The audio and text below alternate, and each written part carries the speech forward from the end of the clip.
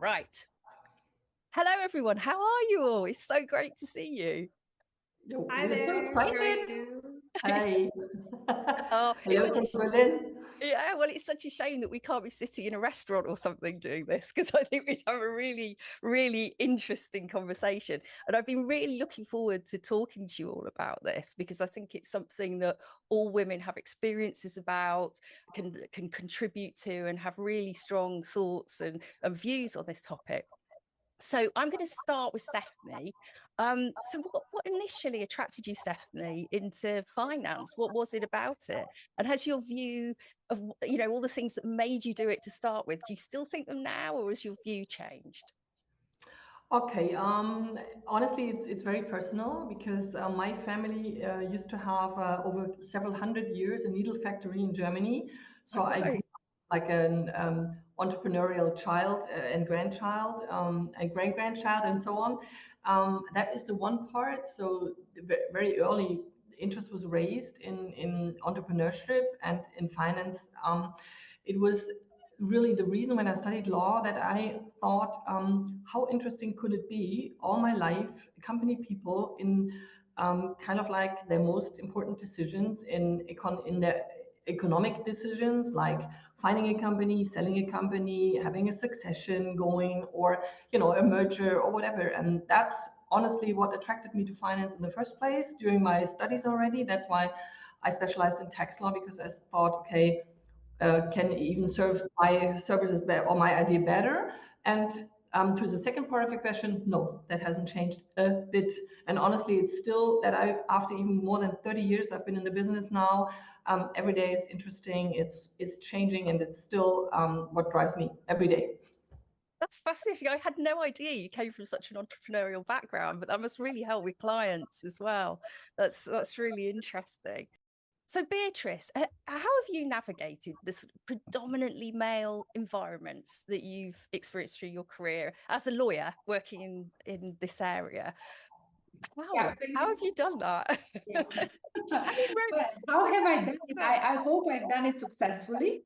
But to be more specific, as a lawyer, coming from a family of lawyers, because my father was a lawyer, so that's something to keep in mind. And practicing as a lawyer in Romania, I would say that the environment, even in finance, is a bit more dominated by women. Yeah. So Romania, in respect of the legal professions, and I'm not referring only to lawyers world, but also to the judges and prosecutors. We can say that it is a world of women professionals, very dedicated to this profession. It is very interesting to note that the first ever Romanian lawyer to get a license in law from Paris University was a Romanian. And she was only the first woman in the world who got the first PhD in law. So I am coming from a very proud line of women professionals in law and in finance, because law is always connected with finance. It was not difficult to have this practicing this profession in Romania. I would say that the world is finance. I got in contact was more dominated by male from let's say abroad. So my experience in getting in contact with this world finance dominated by men was actually while I was going to the conferences of Nexia, where I had very interesting experience in having in getting in contact with this world and with my clients. So that were the two, let's say, levels in which I can say that I had an issue, not an issue, actually it was no issue, it was very easy to be dealt with. That in finance there are sometimes more men than women, and not only more men than women, but more assertive men than women. Because we're not talking only about being a man or a woman, but I'm talking about being manly in finance.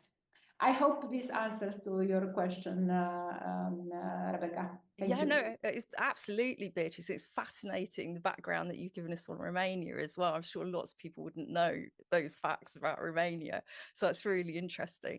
Zahra, I mean, you're in Dubai, which is another sort of male-dominated work environment. I was very lucky in my work that I've had quite a lot of men that have actually really taken an interest in me and mentored me and helped me grow, as well as women as well that have done that. Have you had similar experiences in Dubai? And do you mentor other young girls or young women coming up under you? That's a great question. Thank you, Rebecca. So I would have to say that when I first started my career at one of the big four firms, mentorship wasn't something that was very structured or widely discussed. It was more about learning on the job, and depending on your luck, you'd get to work on one of the big projects where there was a lot of interaction with senior team members, and therefore lots of opportunities for informal mentorship or peer-to-peer mentorship. But I don't think it was intentional or formal as we see it today. But over time, like we've seen a shift, I've seen a shift where mentorship has become more valued, and the importance of structured guidance, has been increasingly like recognized. When I transitioned to a smaller practice into my family business, I noticed a big difference, whether I was a mentor or I was a mentee. In smaller teams, there's more direct access to colleagues and leaders, which makes it much easier to be mentored and to mentor others. And in a small business, the relationships are naturally more personal and the teams are smaller. So there's more room for these like ongoing interactions. And it's not just about receiving advice in a formal setting. It's about having, continuous conversations that help you learn and grow. I think we also have to recognize that, this idea of mentorship has also changed. It's no longer just an older person imparting their wisdom on a younger person. That's not relevant anymore. Mentorship for me now is about sharing knowledge and experiences in a way that helps others navigate their journey, while also recognizing that we all bring something unique to the table. So it's not a one-way street anymore. It's a mutual exchange that fosters growth and empowerment on both sides. I love that. I think that's beautiful. I've not heard it put like that before, Zahra. That's a new way of looking at it to me. So I really like that. And I'm really interested as well in what you said about a small firm being really good in terms of mentoring women and bringing them on within the small teams and sharing knowledge faster. Really interesting feedback. So Beatrice, I mean, in comparison to what Zahra's experiences have been, you're in a senior position and you've sort of seen a lot over the years. What sort of very specific obstacles have you come across as a woman in finance, and how have you overcome those? Well, the first obstacle normally in getting in a professional relationship with fellow colleagues or clients or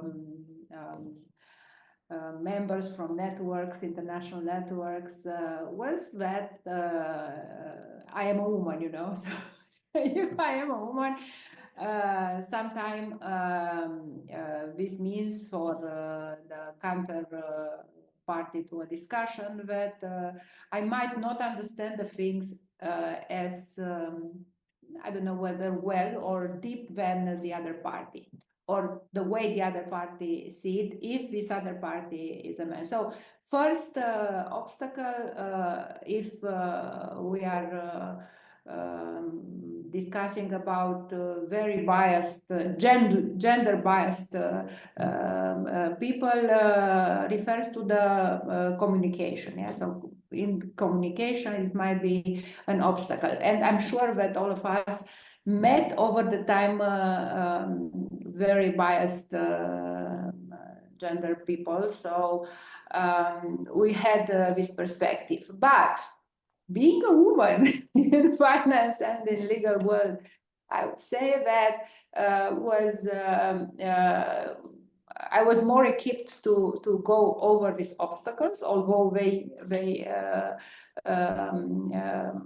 encountered these obstacles. And communication is also the key to go over or to pass through an obstacle of in communication. So we are talking about obstacles in communication. We are talking about obstacles in mentality many times.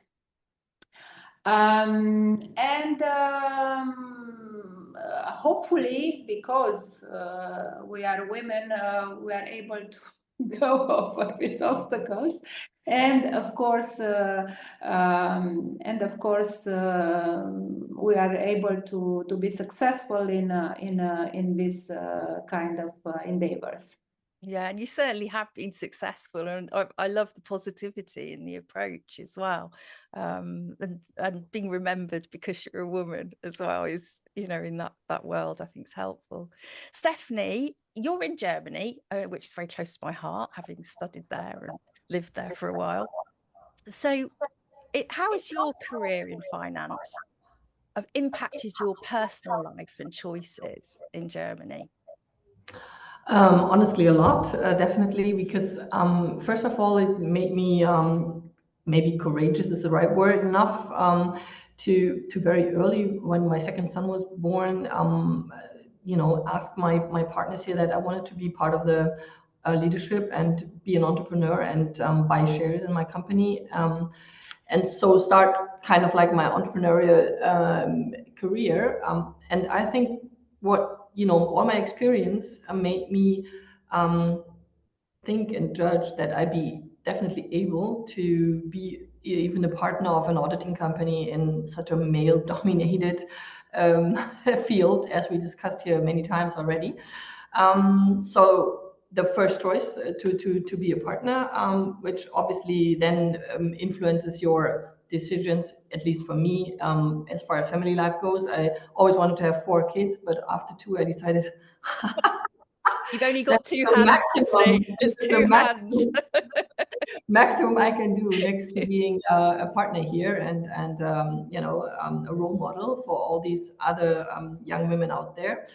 And this second and third big decisions in my life also, because when I was asked to be the president of the Female Entrepreneur Association here in Germany, the only association that represents only female entrepreneurs, which has been on the globe for 70 years now. Really?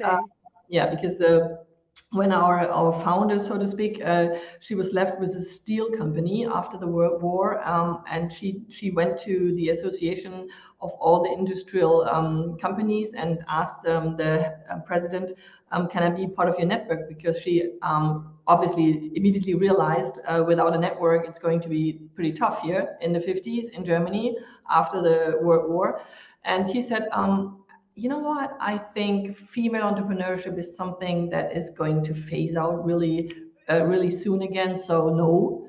And she said, well, come on, this can't be true. And she founded her own association, and that's how we were founded 70 years back. So yeah, and that there I got pretty political and kind of like thought, okay, I want to give something back to society, which had me have a really good law education for, as you all know, almost nothing in Germany. There's no cost to the universities. So I said, okay, what can I do? And that's then the second decision coming from the entrepreneur association is what I'm doing now, being a very active business angelina, as we say, and being part of that venture capital and private equity network here in Berlin, and trying to really be a role model for young founders, female founders. So kind of like rounds the whole story up. I've been an entrepreneur all my life with a lot of passion, honestly. And now I can give that back to all the young ones out there, trying to be a mentor. That comes to what Zahra said, outside of my company also, in different aspects. And so as you may see, it definitely influenced my career and my personal decisions quite a bit. Yeah, I mean, the things you've done. I mean, I have looked at your LinkedIn and things over the time, and the things you've done with that entrepreneur organization are really amazing. So I do take my hat off to you for doing so much for younger women. But I'd like to come on to Zahra as well on this question, because Zahra, I know you've got quite an interesting home background, so which you're trying to juggle with a hugely demanding job as well. Because the point is, all of you are in really, in time-intensive, fee-earning roles. So Zahra, how do you cope with your work-life boundaries? So I have to say very honestly, I don't think this is something that anybody has really mastered, and if they have, I'd love to know about it. For me, it's definitely a work in progress, especially in the world that we live in today.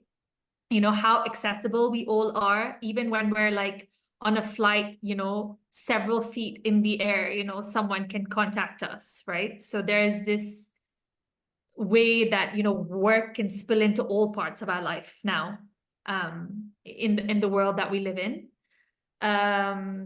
I think there are three things that I kind of follow, which, helps me maintain some semblance of a work-life balance. I think like one of them is definitely having like a focused morning routine. So doing something for myself, moving my body, doing exercise, that sets me up, for the rest of the day, and I'm like centered before I dive into my work day. I feel like if I schedule work around these like personal priorities, I feel like I'm doing something for myself. So, I mean, that's something that works very well for me. I think the other thing is delegate and prioritize. I've historically been like very bad at this. But you have to, we can't do everything. It all can't be done at once. You have to recognize what needs like your immediate attention and what can be like pushed back, later. And then also surround yourself like with good people and people you trust, so you can delegate, so you don't feel like everything is your responsibility, right? And I think like the last thing is like be flexible, be adaptable, right? We're in a demanding field, no day is the same. Clients have emergencies. Some clients can be complete nightmares, that they want you on call 24/7. How are you going to manage that, right? Life can't always be scheduled. So, I mean, be balanced, but don't be rigid, right? So, I mean, make it work for you, and, just recognize that not every day is going to be the same. Some days are going to be more demanding than others. And the goal is generally, to don't feel guilty, don't feel overwhelmed when things don't go according to plan. And take the time you need to recalibrate, but be flexible, be open, like I said, this is definitely, an area in my life which needs a lot of work still, but, these are three kind of strategies that I have been working with, and have kind of mastered. Yeah, it sounds hugely sensible. And I think everybody here would say that we're all working on it all the time. I don't think it's anything that stops ever. I think we all have to think about it. So you're not alone in that, I'm sure. But I mean, things have changed hugely, haven't they? Because, you're able to work like this. We're all using Zoom. It gives us a huge amount more flexibility to work around our children and families and caring for parents or whatever it is we need to do at home. Stephanie, how have you seen attitudes towards women in finance change that have allowed this sort of flexibility to happen? I mean, we're not totally there yet in terms of what we can do, but how have you found it have changed in your career? Okay, I mean the circumstances have changed, so that's true. But if you want a short answer to how I saw attitudes change throughout my career, I just say not enough, and that counts for Germany as well as, in my opinion, for the world. And so I can definitely speak the most the best about Germany, and I think we do have this special issue, which still is the Rabenmutter and all these words and sayings that you all know and that we have been discussing throughout the last 30 years of my career. And it's definitely, from my understanding, is way too slow.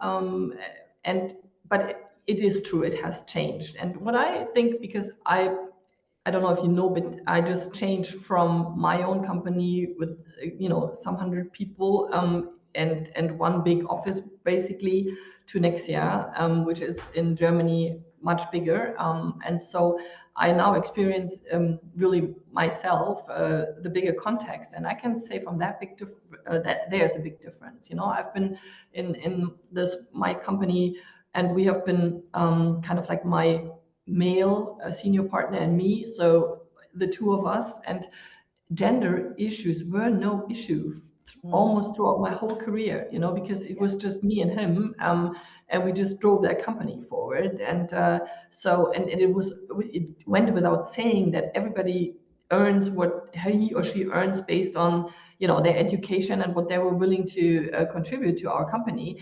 So and now all of a sudden, in this bigger context, I really experience how male dominated my business field, or more experience it more, my business field is. Before that, it was a lot of just hearsay and talking and my colleagues and my friends, but now I know what they're talking about. So I had to get almost 60 before I experienced that as for myself. And so yeah, it has changed, and I hope it changes faster. That's what I can say. And I think until I cannot talk anymore, I'll do anything that is in my power to facilitate that change. Definitely. Yeah, and it is about calling it out, isn't it, when you see it? And I think that's something we can do more readily now than we used to be able to. Yeah, and the first thing that we heard from the new president and all the Meta and kind of Morgan Stanleys and Teslas and is okay. Now it's enough with this woke, woke streaming. We are back to more authority and more seriousness and more aggressiveness in economy. And I was like, oh my God, where's that going to lead us? And so that's when I thought, I think now we are all asked for a very active role, honestly, because if that is so active, we need to have a counterpart to that. And who can that be but us, who are very authentic in what we think needs to be done and who needs to be supported, and that we have to open our mouth anytime we have the chance. And kind of like try to be the opposite of the aggressive, male-dominated, testosterone business world. Yeah. No, I completely agree. And Beatrice, do you think that more women are essentially being attracted to financial careers at the moment? And do you think some of the things that Stephanie's been talking about just now, to do with the changes currently happening, are they going to affect women wanting to go into finance, do you think? Well, as I said earlier, there are women in finance, and at least locally in Romania, there are many women in finance, even probably more than in legal profession. In general, also because women are hardworking and they are always determined to make a difference.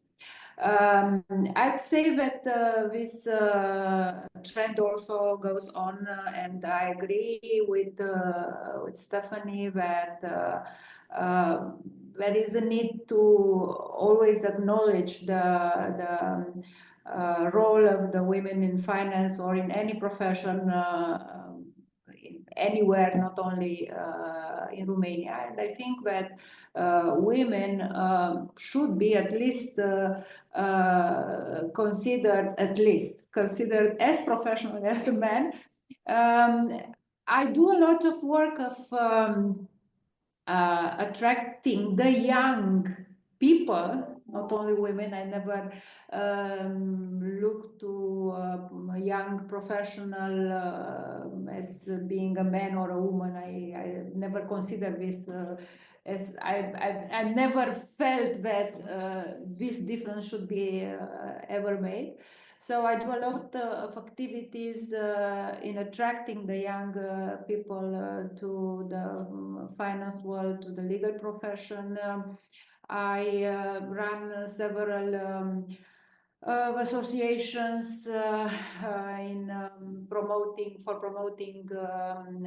legal services in finance, legal dispute resolution, arbitration. And I attract many young people in these activities. I do also activities to cherish and recognize the women's activity. We have in our law firm, we always celebrate the International Day of Women, the beginning of the spring together by ourselves, meaning that the group of the women working together. So we go to shows together and have a how to say, women connection, professional women connection. We do this also with our clients, and I think nowadays the environment, the professional environment in Romania is quite balanced, and fortunately, still the women in the legal profession do not need to make a difference based on gender in choosing the people with whom they work. On one side, of course, there are some very exceptional individual, but exceptional in a bad way, which sometimes they consider that being a man is better than being a woman in profession. But this is something which many times can be solved or just successfully overpassed. Oh, Yeah. Yeah, no, that's hugely interesting. And what I wonder is so we've seen all the people coming in, we're seeing more young women coming in, and I mean, what's going on in Romania is fantastic in terms of the numbers of girls coming in. Zahra, how do you think we can change things further towards more sort of gender equality to really encourage those young women into the marketplace? So, I mean, this is like a perfect question for me. I don't know if you remember at the TRI conference in 2022, you had this question for me, like, or maybe it was in Singapore. I don't remember. Yeah, I always have questions for you, Zahra. How many women, are in your team, etc. Why is that? And I remember at the time, there were really only a handful. But here we are now in 2025, and we 1/3 of our team now is women, right? That's awesome. Huge, right? That's fantastic. And I think never before in our history, 1/3 of our team is women, because as when we started the conversation, women run the world. Yeah. Yes, well, I wasn't gonna let them all know we discussed that.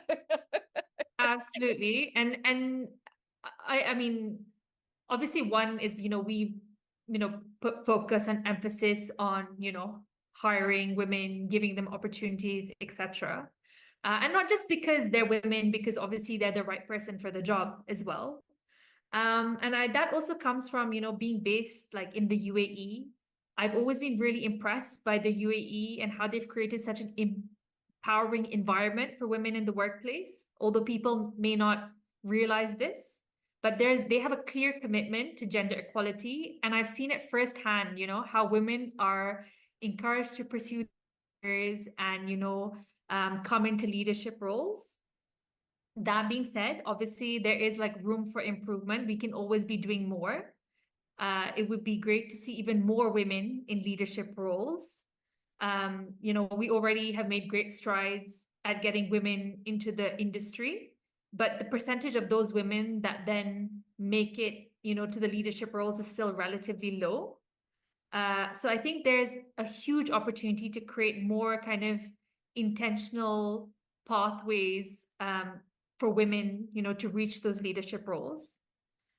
I think the other thing is post-COVID, especially in the UAE, again, we've had lots of inclusive policies for work-life balance, and those need to continue. Those need to be encouraged.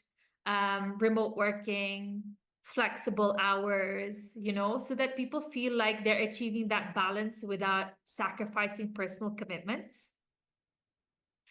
And I think also another thing that we could focus on is making sure that there's more women-focused networking and investment opportunities. You know, we should foster, you know, networking opportunities and making it easier for women to have the same access as men do right now to make it a level playing field, you know? So yeah, I mean, like I said, the UAE is doing a great job. I still think though that there's, you know, work to be done. The industry's heading in the right direction. You know, and my colleagues who've had, you know, much more experience have also said, you know, they've seen how it's progressed and how, you know, the world has evolved. So I think we are going in the right direction, but definitely there's more that can be done, you know, because women bring something to the table that men just can't. Absolutely. But that's hugely encouraging feedback. I mean, what you've told us today about the UAE, I'm sure many people aren't aware of. And that really is hugely compared to other countries. I would think they're probably doing better in some areas. So it's, you know, it's interesting. I mean, even when I look at myself compared to the, you know, the conversation we had maybe like 5 years ago and where we are now, I was just like, wow, you know, I mean, it's completely subconscious, but here we are. Yeah, that's huge progress, actually, massive change. So Stephanie, I mean, your leadership, you know, you've had a long period of leadership with your own business and being an entrepreneur. How have you felt that your leadership style has changed during that period to reflect your experiences? I mean, obviously, more recently, you've seen some of the things that others have spoken about in the workplace. How has that affected your leadership style? I think it got more, so to speak, active and outgoing. I think at first, especially when you're younger and you start in a leadership role, obviously leading is so much part of your personality. And I think looking back in such a male-dominated field, I felt like you know, don't be so obvious, or you know, don't be so visible, and just more you know, keep it low and just be there, so to speak, maybe, and obviously for any questions, and have your door always open. But that has changed, I'd say maybe in the last 10 years, when I saw that things were really too slow. So I'm really happy for you, Zahra. It sounds really like a tremendous success, yeah, in such a, sorry, but very short period of time. Yes. For my understanding. Yeah, absolutely. Because in Germany, we a lot of us women in leadership were really sad that we didn't take over the yeah, kind of like the DNA, I'd say, or the culture of the old East Germany after the reunification, because there was so much more normal for women to work, even if they had children, you know. So but okay, that's history. We didn't manage to do that, so we fell back into the really more difficult state. And that's why in the last 10 years it got way more active, my style to lead and to be a role model, because I probably realized over the decades how important it is. Because if I am asked, what can we do to change? Okay, COVID did a big favor, definitely, because it makes us so much more flexible. And that definitely serves the women. But then again, in Germany, at least, it was that way, that who was assisting the children when school was not really functioning? That was the mothers, most of the time it was the mothers. So, and who is doing the care work? I don't know how it is in UAE or in Romania, but in Germany, it's definitely way more than 60%. It's us women, So I think I felt it goes so slow, and it's if I want to accelerate things, I need my leadership style to be more active and outgoing, and really talking to the people and accessing the things and addressing them actively. So that's what I'd say. That was definitely what changed. Because if I want to do my share in the years kind of like to coming, it has to be more active and addressing things, and even against, as we say in German, Gegenwind, so wind against you, because especially in the past, before COVID, maybe there was a situation and an atmosphere in Germany where most of the people said, women and men, honestly, not only men, you had the feeling that as soon as you came with gender issues, and so they were going like, come on, I mean, everybody has the same chances in Germany. That's what's ridiculous, And it was not, there was not enough voices to address things, and that's why, I think it changed. Yeah, and it takes huge courage, actually, as you say, to stand up and speak when others are against you. Yeah, and it can or be not very interested. passive. It can be very passive Yeah. aggression as well. So sometimes difficult to tackle head on.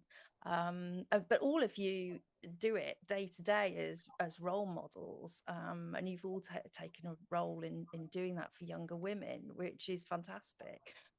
So Beatrice, what advice would you give to any young woman entering finance today? Well, yes. This is actually an advice I would give any young professionals going into finance today, not only to women, but for them, I think it is important that any young professional should act as a professional. This is, I think, the most important advice. And of course, being a professional, I would advise to be the best of the professionals, or to try at least to be the best of the professionals in the said profession. If it comes to women, I wouldn't think that I should give more advice about how to be a woman in finance, because all my advices would be always based on my experience, and I'm not sure whether my experience is completely relevant in this matter. And I would make a remark, as Zahra and also Stephanie said, that COVID changed a lot. I would say that during COVID, I had the nice experience, or let's say hilarious experience, to see that exactly the men were more afraid to face these times and behave like being paralyzed. I don't know why, and I didn't understand very much. But still, it is something I noted in my law firm. At that moment, I was a partner, and I had other partners, and the men partners were those who said and decided, we will have to stay home, we're not going to move, we're going to work only online, and all these things which felt, at least for me, like being somehow restricted.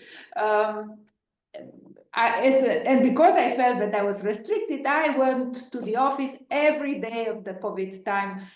Even everything was suspended, nobody was on the street, I was going to the office. And that's the very interesting thing. The clients appreciated very much that they had a lawyer who was not working from home, with surrounded by families and children, and only online. Sometimes they also wanted to be. It was comforting for them, for example, that I was in the office. I don't know why, I cannot tell you why, but it just gave them a lot of trust. In comparison with my colleagues, with my partners who didn't even move from the house, not that they said, no, okay, we can do in both ways, online, and sometimes if it is something very urgent, you need to speak it face to face, we can meet. Of course, wearing the mask and taking all the precautionary reason and measures.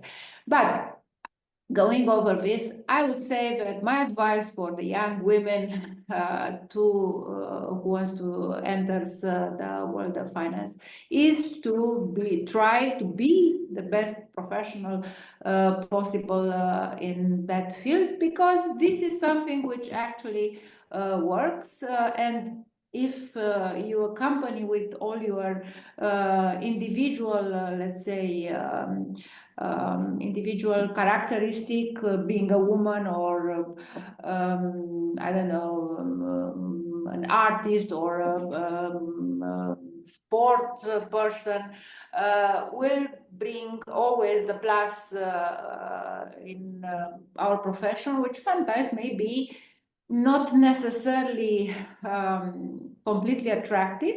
There are also some parts which are difficult to deal with, but still becoming and remaining a professional will serve the best, both to the clients we serve and also to yourself. Yeah. No, that's so interesting. Thank you so much, all three of you. I mean, this has been a fascinating podcast. I've really enjoyed it, and I'm sure anyone listening will do as well. And I'm really grateful for your time in talking today. So I hope you have Thank you for having us and Thank you, Rebecca. encouraging this discussion. Yeah, it's great. You make us think about the important things, next to our jobs. That's really good. Yeah. Well, I'm really glad that you're here today, and thank you so much. And if anybody wants to get hold of you, they can do that through the Nexia website, can't they? Your details are on there. Absolutely. Definitely. Well, lovely to see you. Have a great day, and we'll talk again soon.